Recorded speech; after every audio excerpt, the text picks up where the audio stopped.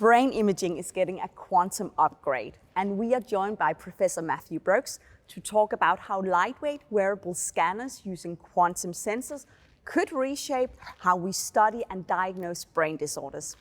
Welcome, and thank you for joining. Thank you. I first need to understand what is MECS and how can these smaller wearable scanners make a difference? So in MEG, what we do is we measure the magnetic fields, the very small magnetic fields that are generated by the flow of current through neural assemblies. So our brains are electrical, they communicate with themselves and with the rest of our bodies by sending very small electrical currents, and those electrical currents generate these magnetic fields which change to support ongoing cognition.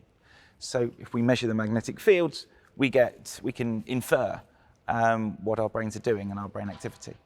So what are the advantages with this new system?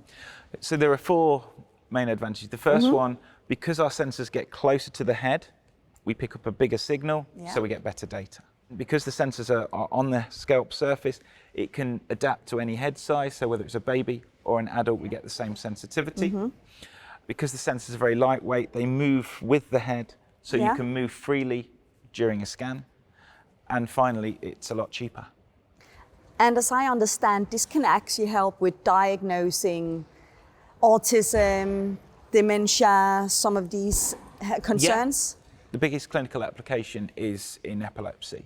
So in around a third of epilepsy cases, the disease is not well controlled by drugs.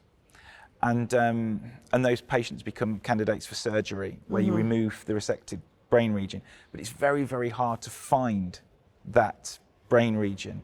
MRI doesn't work all the time, EEG doesn't have the spatial resolution. This technology can pinpoint it with millimeter accuracy, and that's obviously very useful information for surgeons.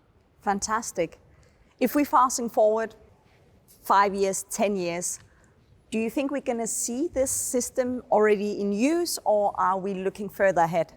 No, I think certainly for epilepsy, so conventional MEG is used in epilepsy, but it's incredibly expensive. These systems are much cheaper. Even at this relatively early stage in their development, they're less than 50% of the cost of a conventional MEG, and that cost will hopefully come down. The big barrier at the moment is medical device approval, so we need to get this, this technology approved by the regulatory bodies. But I think within 2 or 3 years, we'll start to see this emerging in hospitals, certainly for epilepsy. And then I think there'll be applications beyond epilepsy as well. You mentioned dementia. Yeah. So we can see effects in dementia. You get sort of low frequency abnormalities in brainwaves in dementia that may be used as an early marker. Autism, you get effects, so delayed responses in the auditory cortex. I think another big area is concussion. So we can see altered connectivity, so how one part of the brain talks to another part of the brain. We can measure that, and that becomes diminished even after a single concussion. So actually a lot of opportunities and a lot to look forward to, it sounds like. Thank you so much for joining us here today. Pleasure. Thanks for watching, but now an important disclaimer.